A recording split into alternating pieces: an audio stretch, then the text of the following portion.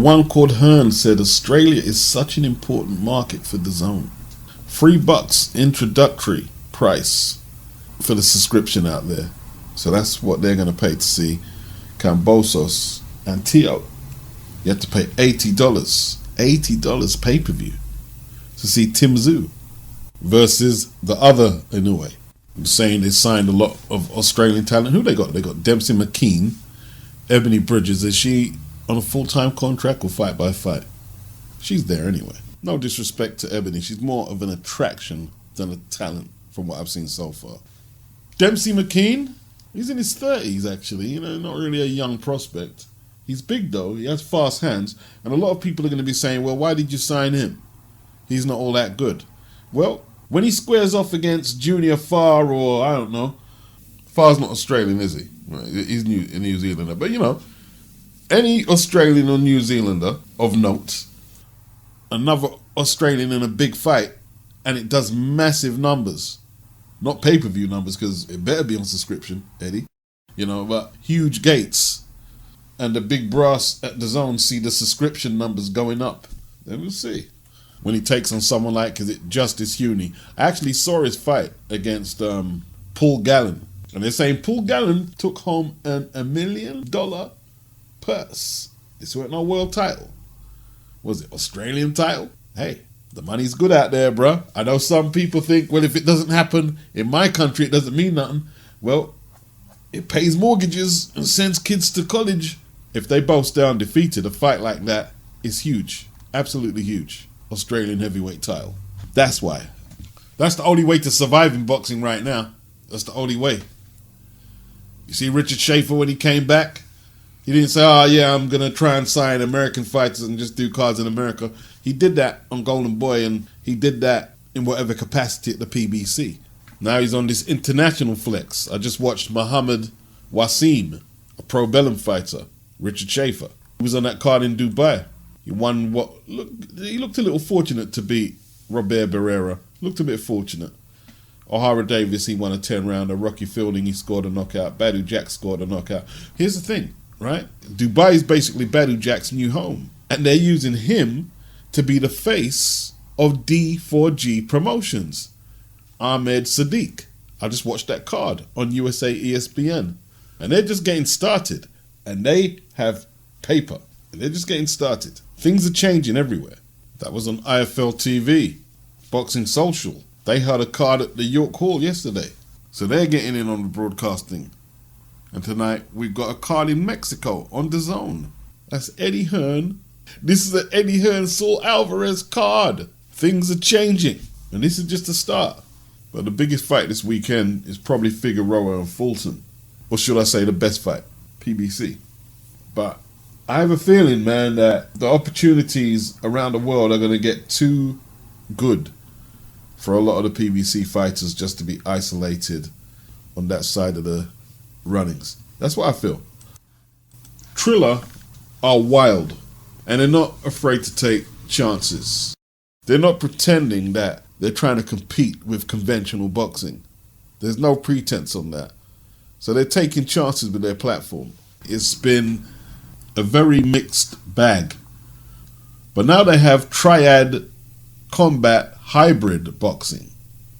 I think that's what Discipline, if you like, Pulev and Frank Mir are going to be contesting. And Shannon Briggs and Rampage Jackson. I don't think that's this week. They're just there hyping up and promoting this event here. They have a triangular shaped ring, which has been used before. It doesn't look nowhere near as big as a boxing ring, which will, in theory, cut down what many combat sports fans will say is excessive movement and lead to more toe-to-toe battles. They've got moves like the underhook. They have the overhook and all these moves where you can hold and punch, where, as in boxing, the referee would be breaking up the action. You're allowed to do spinning back fists, hammer-type punches, and all conventional boxing punches, the jab, uppercut, hook, bolos, etc., etc. The combination, the jab, the uppercut. Will it catch on? I don't know, but they're going to keep throwing stuff at the wall until something sticks. And I think boxing, you know, like, I don't think this is a good time for yo, we're just going to keep it in-house. I just don't think it's a good time for that. Regis PROGRAIS versus TYRONE McKenna. Is that the best fight that anyone can get for this guy? Who's promoting him? I hope he got well paid on that TRILLER card.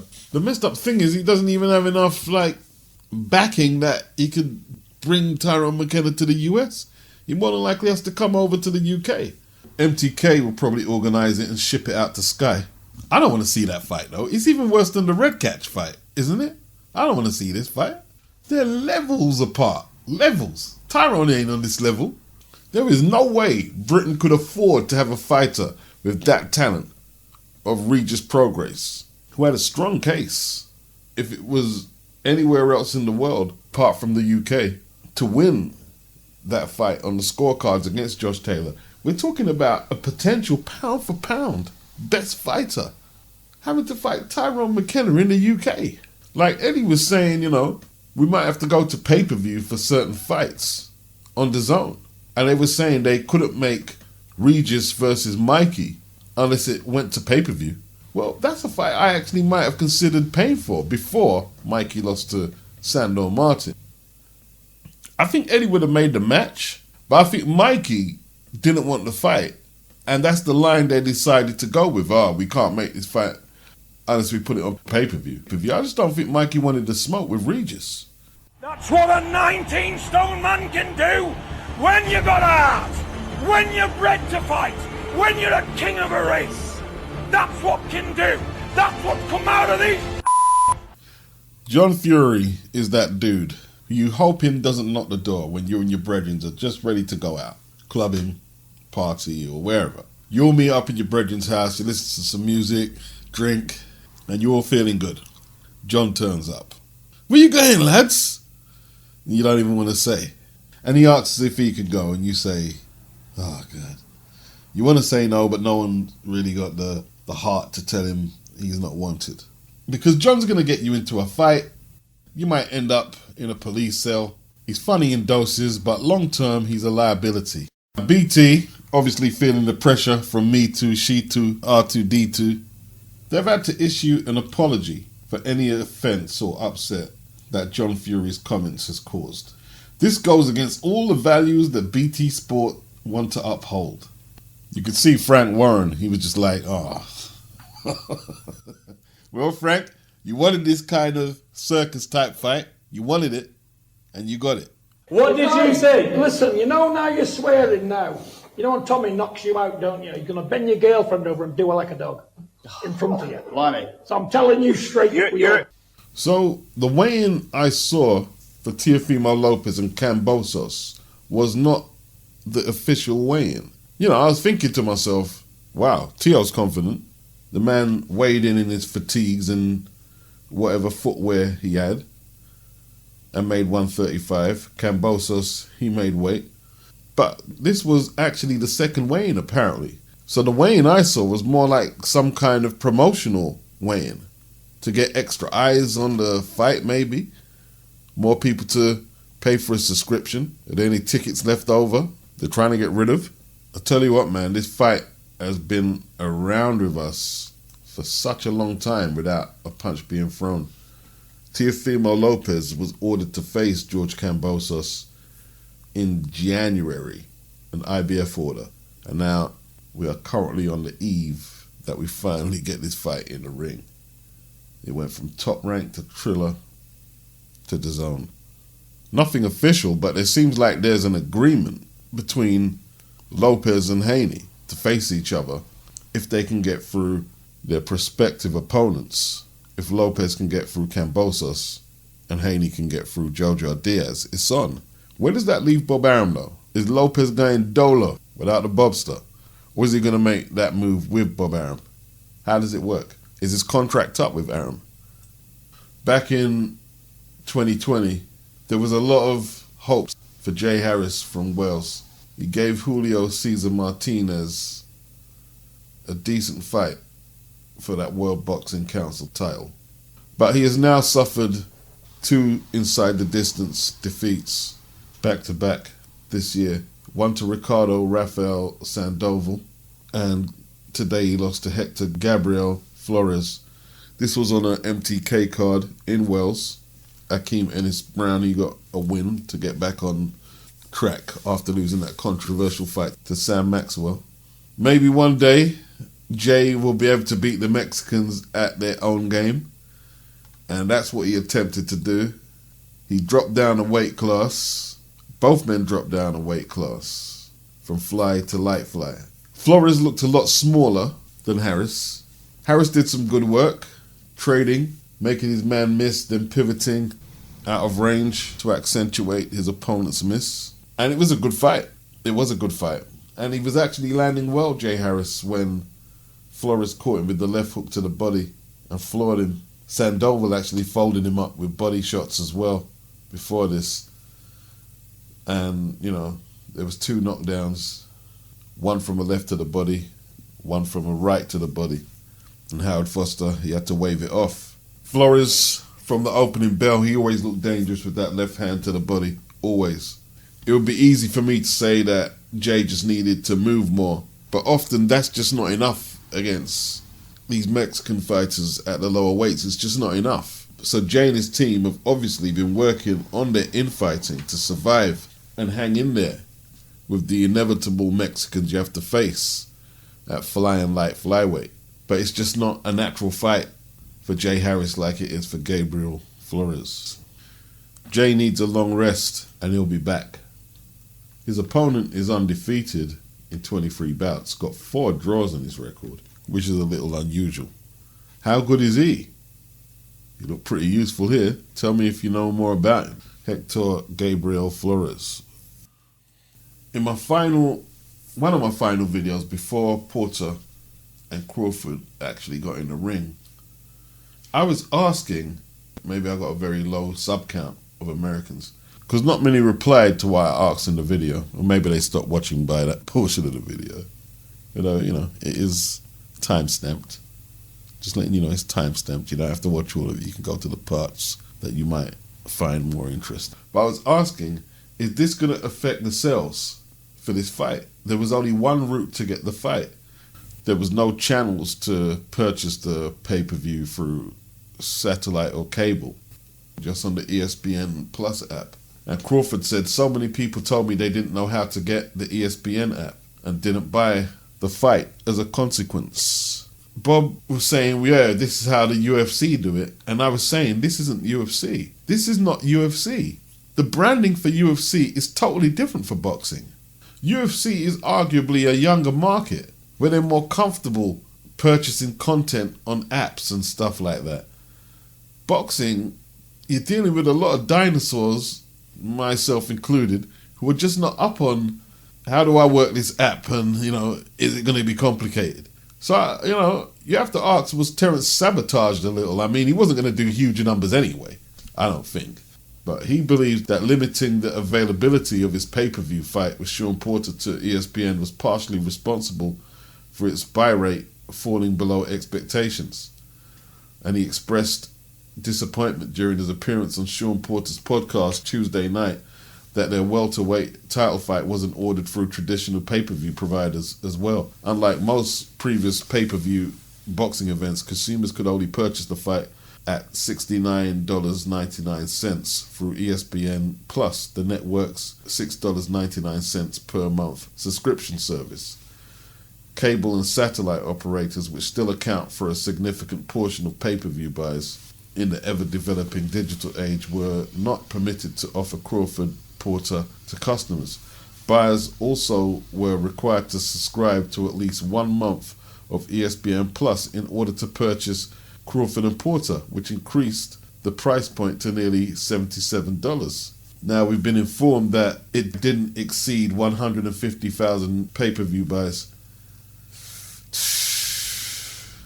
And, you know, Crawford is here saying there were people telling him they don't know how to get the app on the TV. They don't know how to do it. You see, that's what I'm saying. It's a different market. You know, there's a lot of elderly boxing fans, that's what Crawford is saying, or the average person who just doesn't know tech like that. And Crawford is saying that he feels it was a setup in its own right. It seems a strange decision for me, and I mean, like, I looked at it and I was like, what's going on there? But you could be positive and say, yo, He's at least 25,000 up on the Khan fight, which done approximately 125. And the other pay-per-view he done that was against Postal, which reportedly done around 50 to 60,000. On Sean Porter's podcast, Crawford was asked if he took any offence to the criticism Arum directed at him, both before and after his 4th round stoppage of Kell Brook a year ago, when he said that he could have bought these fancy houses in Beverly Hills with all the money he lost promoting Crawford fights. Crawford said he just sits there and laughs because his television ratings is the highest at Top Rank. You know, when I fight, people come to the arena. He says, you know me and Tyson Fury, I would say. But if it ain't Terence Crawford, Tyson Fury, you don't see arenas packed like that. People fighting in, you know, the little rooms, not the big rooms and stuff like that. So, you know, I just laughed when he said things like that. Did Wilder and Fury 3 pack out the arena? I'm not sure. Maybe it did. Maybe it did. They just made it difficult to purchase the pay-per-view, didn't they? You see, it's all about demand, isn't it? Like, there's certain fighters. I'm not going to name any. You might want to do that in the comment section, no problem. But there's certain fighters who, you could say certain fights as well as certain fighters who or which that fight fans would have learnt how to activate the app and purchase the pay-per-view because they want to see that fight. But they didn't do that for Terence Crawford.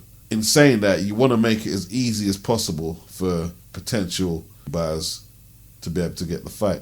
Like, I've changed my cable provider a few months back, and it's kind of changed the way that I can purchase pay-per-views. I've only purchased one since I've changed providers, and that was Joshua versus Usyk, and I had to do that online via Sky. And I was almost tempted not to do it. I was almost tempted. I just don't like purchasing things on the internet. You know what I mean? Maybe it's an age thing. I just don't like doing it. Like, I certainly ain't purchased any fights off the Fight website or anything like that. Mike Coppinger, sources. Jamal Charlo and Brian Castano have agreed terms for a rematch on February the 26th at the Toyota Center in Houston that will crown an undisputed 154-pound champion. The July fight that ended in a controversial draw was excellent. Story coming to ESPN. About time. About time. A lot of people believe that Castano was robbed. Neither man has fought since.